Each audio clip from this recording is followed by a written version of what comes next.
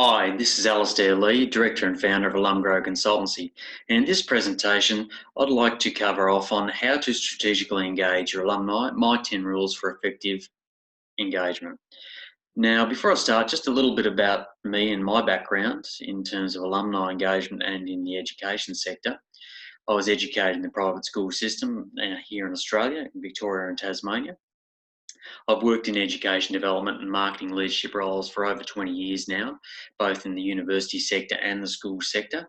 I've been Director of Community Relations at Sacre-Cœur, which is an all-girl school here in Melbourne, Victoria.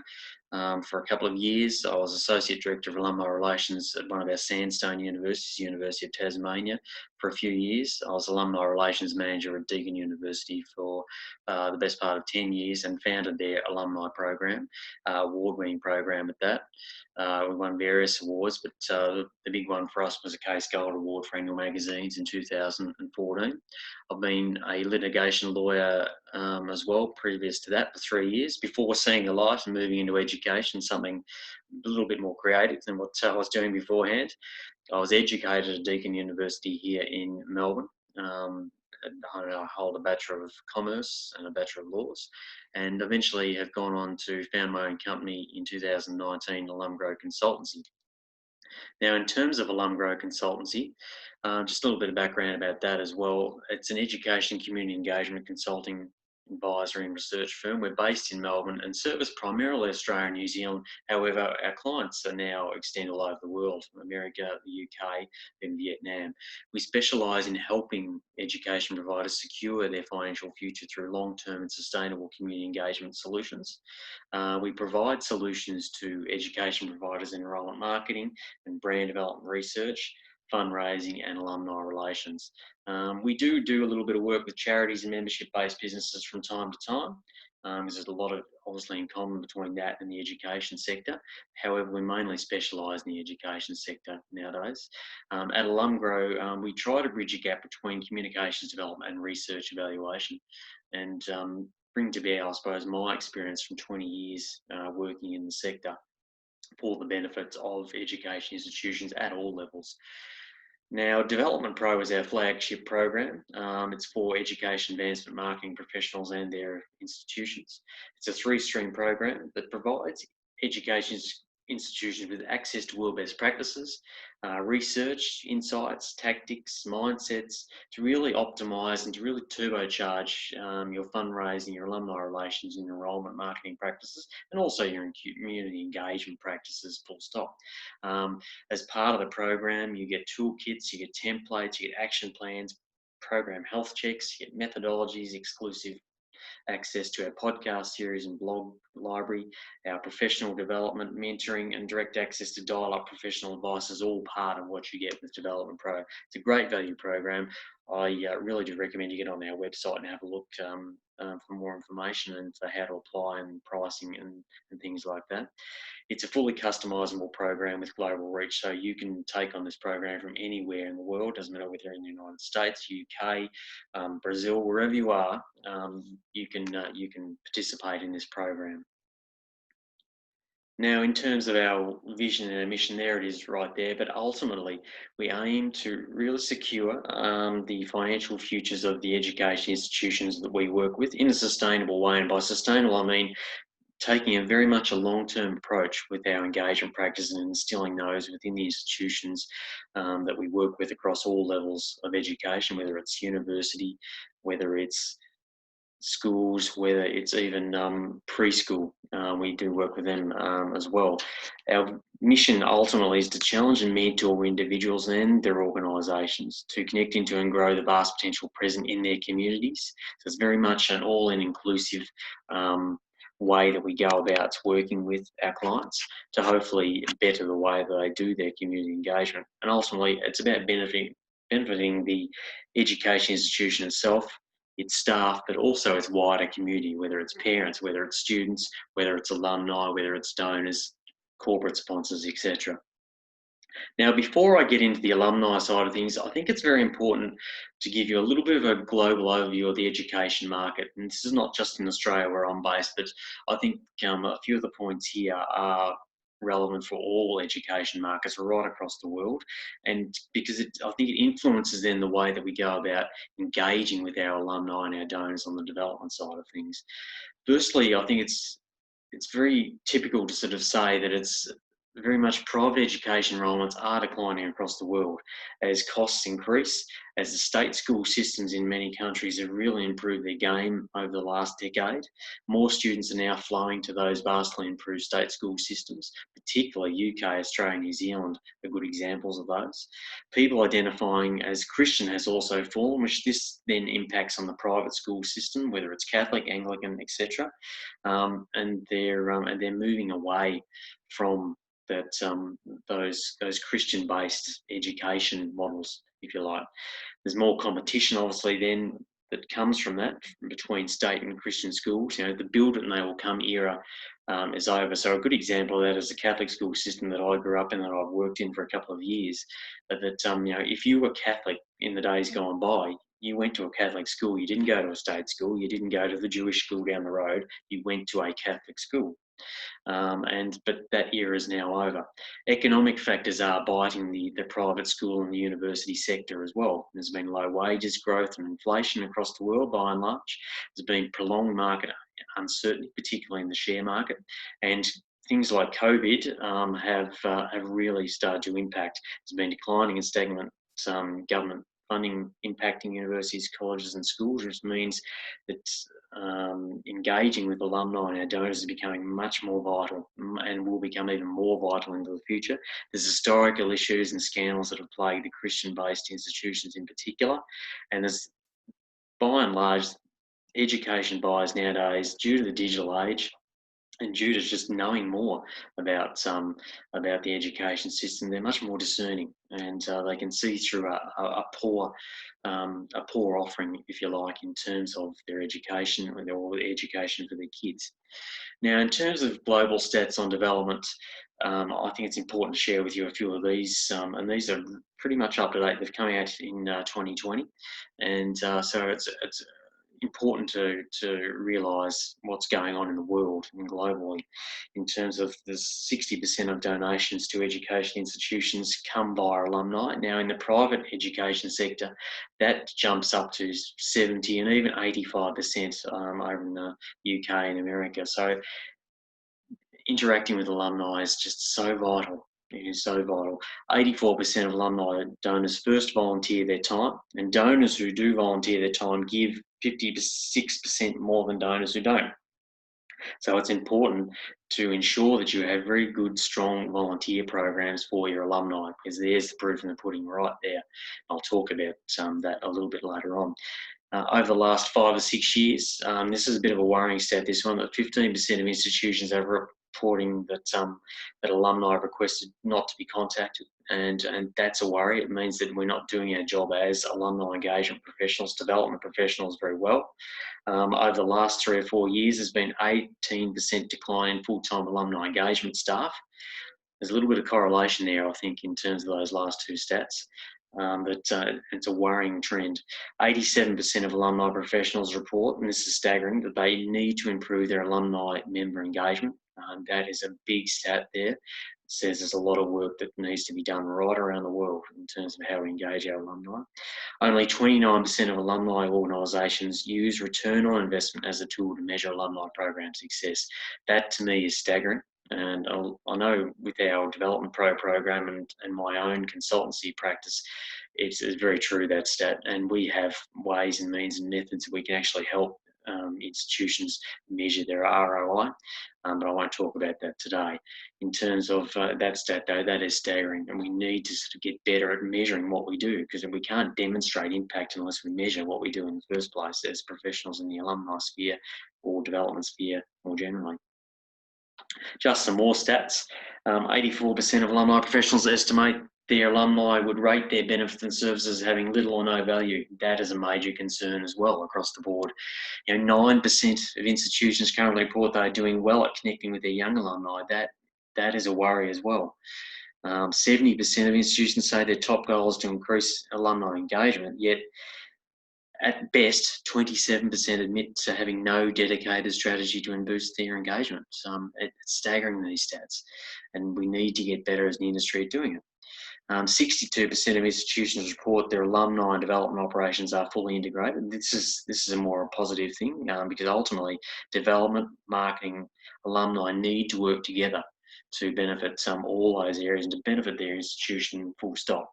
11% are in the process of integrating, so that's good. That's 73% mark for integration is really great. Not so good at it in certain countries. Australia and New Zealand in particular are not that great at integrating the two areas. Really good in the States, and UK is certainly getting better in Canada as well. And then the number of alumni organisations that have integrated with their fundraising development operations has jumped 20% over the last 3 years, which is really great. Now, you might ask, what does this have to do with your development program, your alumni relations program? And there's two answers to that. One is lots. Education institutions will have to become much more self-reliant and strategic in the future to survive and thrive. Now, there's 3 ways they can do that, and I'm talking about one of those today, and that is obviously development. The others, though, are targeted marketing and also entrepreneurising their research as well. That is a big one going forward as well. But today we'll just stick to development, and particularly alumni engagement.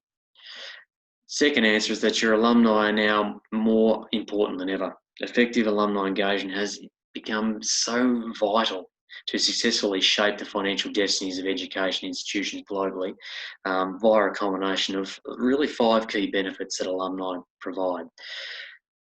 These are the 5. Brand advocates and marketeers. They obviously are, because they have sampled your education institution. They've been students at your education institution. They've experienced in every way, shape and form. They become vital brand advocates, they can be at least, when they're harnessed properly, and marketeers for your institution. Word of mouth is still very much one of the most important ways that we market our education institutions, and alumni are at the forefront of that. Secondly, they build influence in government and industry and help our institutions obtain that influence. They open doors that would otherwise not be open to your institution potentially, but they need to be asked, and they need to be, I suppose, engaged in the right way to be able to help you do that. Volunteering is a big one, and help fill those skills gaps and student experience gaps, through things like mentoring, through things like event engagement, events opportunities. They can help save you a lot of money with your volunteering. And you saw before with the stat how important volunteering is for alumni. If they volunteer first, it then opens up the door to much bigger things down the track in terms of donations. They help obviously advance key school development goals, following on for that one. They help you develop your facilities and scholarships through donations, and through opening the doors to other donations, whether it's via government, industry, etc. They help sponsor maybe events for your school or your university or your college.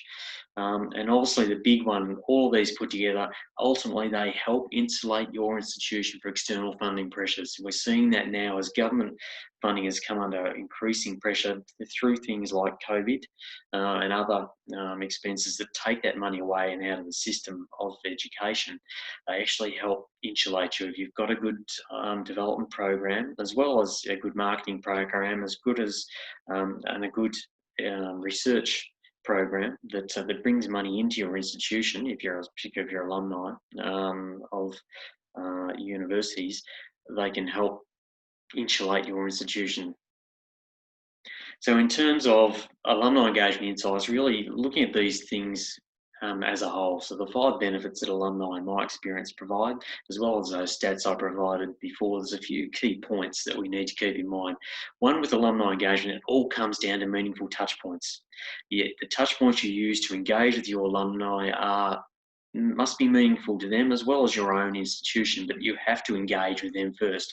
You need to know why you want to engage before you send out that first Twitter, before you send out a magazine, before you really get down to the nitty-gritty of engaging with the alumni. You need to know as an institution why you want to do that, and it needs to be understood across your institution, from your leadership right down to your alumni engagers. You need to know why.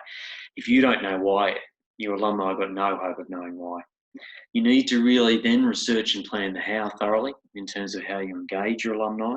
You need to really um, research that really, really well.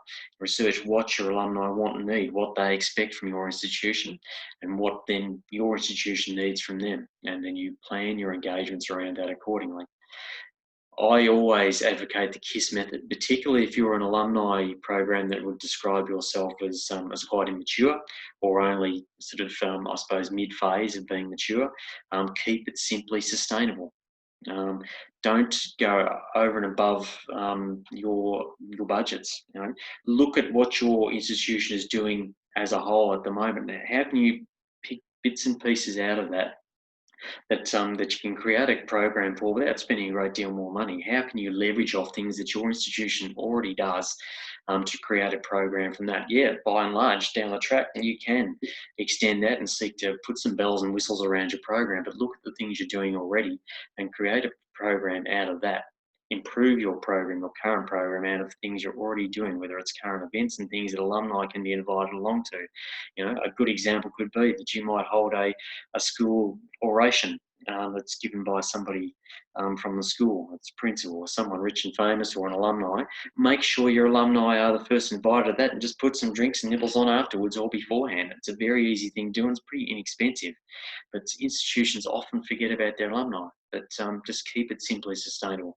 The other thing, and I mean this in the nicest possible way, but it's not all about you. You need to strike the balance. If it's a one-way relationship with your alumni, um, it's like relationships in general life, really. If it's not 50-50, you know, your partner or your alumni is going to lose interest pretty quickly and move on to something that's going to be more effective for them, more meaningful for them. So it comes back to that first point. The other thing too is patience is a virtue and consistency is a real key with our alumni engagement. We need to make sure that, you know, this is not a quick fix thing. You're not going to get results in a year, 2 years, 3 years. It is very much a long-term plan that you need to implement in terms of engaging your alumni, engaging your donors, engaging your community. It's not a year-to-year thing. You need to take a 5, 10, 15, 20-year view of this.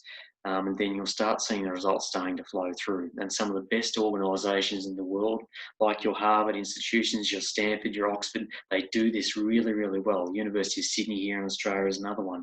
They do this really well. Your database, it starts and ends with your database. It is the rock star of your program. I wrote a blog article about this not all that long ago, which you can download via our website.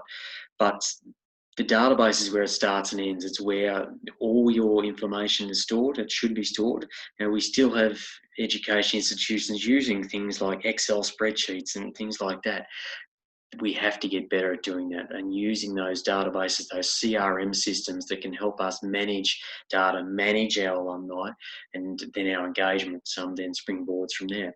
We need to be able to demonstrate impact to attract support better. And we saw the stats there before. We don't use ROI very well to demonstrate our impact across the profession. We need to do that better and find ways of doing it. And AlumGrow, like my company, can help you do that too, because ultimately it helps demonstrate impact not only to the general community but to your board, those who determine your budgets potentially, those who potential support and staffing support for your programs. To be able to do that, you need to be able to show your board that here's the value of what we do as an education institution in terms of our alumni engagement or our donor engagement, and then it can flow from there.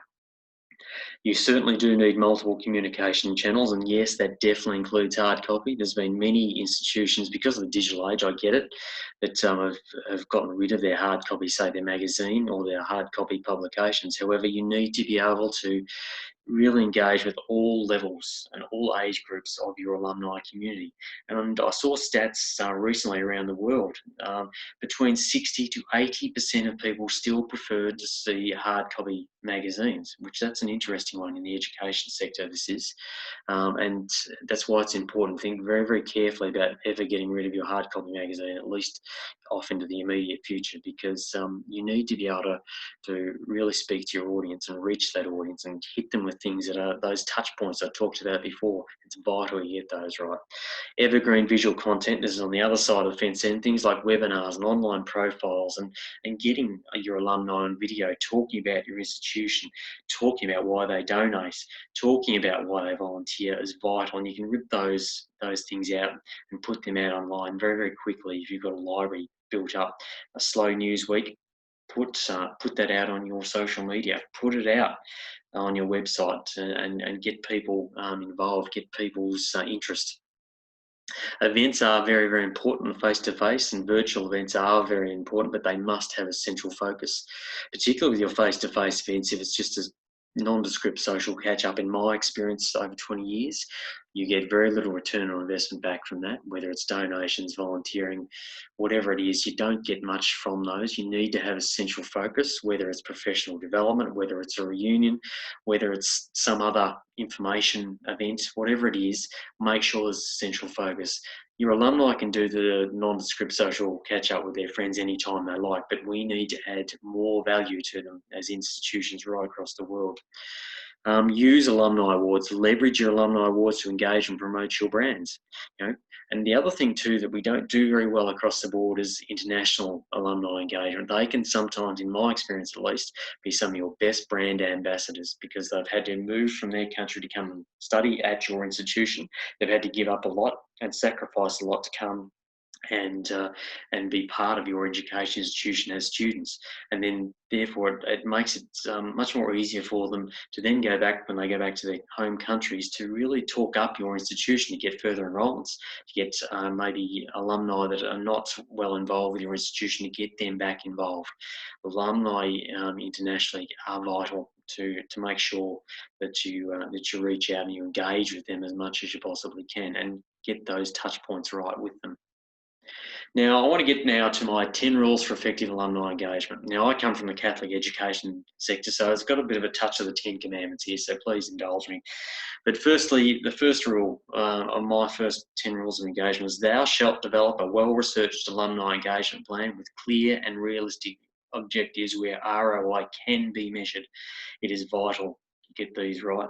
There's that many alumni engagement organisations out there, institutions that don't have a clear plan, or their plan may have been written 5 years ago, it's never been updated. Make sure you're updating that. Don't probably look any more than probably 3 years, 4 years in advance with that plan, but just make sure that you've got ROI measures against all your KPIs. Is a vital one. Second rule is thou shalt engage your alumni frequently, consistently, and transparently in the life of your school or your university. It is vital that that you're transparent and that you are consistent with your engagement with your alumni. If your alumni only hear from you once a year, why are they then going to then turn around and donate, say, money or time to an education institution that clearly doesn't care about them? Or the only time they ever hear from their education institution is to actually ask for money. It should never be the case. You need to do it frequently and consistently. I'm not talking about spamming. I'm not talking about doing it every day, but you make sure it's consistent and on brand as well.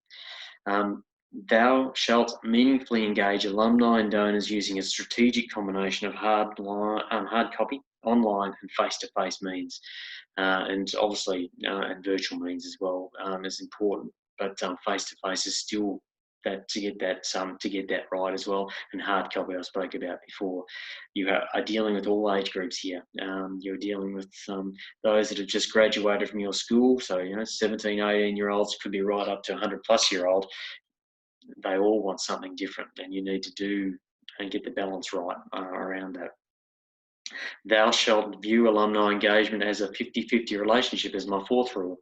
Now, as I said before, you need to strike that balance. It's not all about you. It's not all about your alumni. It's very much a give and take. If your institution is all about take, and asking for your alumni to do things, why would they want to keep engaging in that relationship if it's all take? Bring it back to your own relationships in life, whether it's your friends or family. It's the same principle here with alumni engagement. It's no different.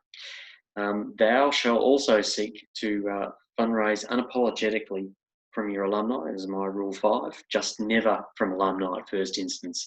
If your alumni haven't heard from you in 10 years, your first engagement should not be around money. It should be about finding out what they're up to in life. Find out what makes them tick, what resonates with them. They should never be an ask. If they haven't heard from you in 10 years, yeah, I will guarantee you from experience that you'll get pretty much zero return on investment from alumni if you want to undertake a donation ask from them if they haven't heard from you in a long time, and you don't have that 50-50 relationship, you don't have that consistent, transparent, and frequent engagement happening. Rule 6 is thou shalt incorporate alumni and donors within your marketing. It still amazes me how many schools, how many universities out there don't effectively do this. And even where your donors are not necessarily alumni, make sure they are part of your marketing efforts. If you've got a prospectus for your university or your school, make sure you've got alumni stories in there. Make sure you've got alumni talking up your institution. This is where the profiling comes in. Make sure you get them on film talking about it. And a good tip and piece of advice is that at your next alumni event, have a film crew there and get alumni just with 2 or 3 loaded questions, asking them, why do you think so much of your alma mater? Why do you donate? Why do you volunteer? Why are you at this event? It can be wonderful fodder for your marketing. Rule number 7 is thou can never thank volunteers and supporters enough. That's something an old mentor drilled into me right from the very start when I first went into the education sector, in particular in development. Make sure you thank your volunteers, supporters, alumni as much as possible, recognise them as much as possible, and show your gratitude, particularly around your volunteers and your donors and where they give their time and their effort and their money. Make sure you thank them. Rule 8 is thou shalt demonstrate and report on impact at every opportunity, and that includes to your board, that includes in your out to alumni, that includes your students, your education community, full stop. Number 9, and this is a big one, is thou shalt not get despondent over a lack of annual budget. It's a fact of life and development and also marketing that we have our budgets cut when things are not going so great. Our budgets are never enough for what we need to do. However, don't get despondent over it. Don't get bitter, get better. And by that I mean find cost savings, find ways that you can more effectively engage a greater number of alumni and be very, very thin on the ground in terms of that, in terms of your budget. Then if you can then demonstrate the impact that has, then you've got more chance, again in my experience, from your board, from your university leadership, in terms of getting more budget down the track, but you have to be able to show that ROI in the first place. Rule number 10, and this is one that frustrates me a little bit, that development is often not seen as a profession right around the world, not just here in Australia where I am, but you see it time and time again in other countries I've been to over the years. Thou shalt treat development as a true profession it is. If you're a development professional out there, alumni or fundraising, whatever it is, share your knowledge with others, mentor others. Doesn't necessarily have to be within your own institution, but mentor, interact, go along to events. We have some great organisations around the world that provide professional development. Make sure you get along to those, share your knowledge of those. Things like CASE, we've got Educate Plus here in Australia, Catholic Development Network, things like that. There's so many networks around the world that that you can be involved with, and I really encourage all advancement professionals, development professionals to be part of those. Now, I said I'd give you 10, but let it never be said that this consultant doesn't provide value for money. And it's a bonus rule I'm going to give you, and that is don't forget the above 10 rules, and above all, have fun in your programs. If you're having fun in your programs, I can guarantee you from my experience that your alumni will be doing the same, or your donors will be doing the same. Make sure you have fun, make sure your staff have fun, and create programs to inject that fun if you don't have it, if you think you're missing the mark there. Because if you're having fun, it will transcend over to your alumni in the way you do your events, the way you engage with them. I'd just like to leave you now with a final thought. So I love my quotes, and this is a great one from Robert F. Kennedy, who was a former Attorney General back in the 1960s in America. And I'll read this out. It is not more bigness that should be our goal. We must attempt, rather, to bring people back to the warmth of community, to the worth of individual efforts and responsibility, and of individuals working together as a community to better their lives and their children's future. I reckon that is a great quote, and I think it sums up alumni engagement quite beautifully. So that's how you can get hold of me and how you can contact me. We've got our blog there. I'm on all those social media channels. There's a website, alumgrow.com.au. If you'd like more information about what I've spoken about here, or want to find out more about our Development Pro program or the personal consultancy services that I offer, that is how you can get hold of me. It's been wonderful to present this to you. And as I said, my name is Alastair Lee, Director and Founder of AlumGrow Consultancy, and all the very best in your alumni engagement.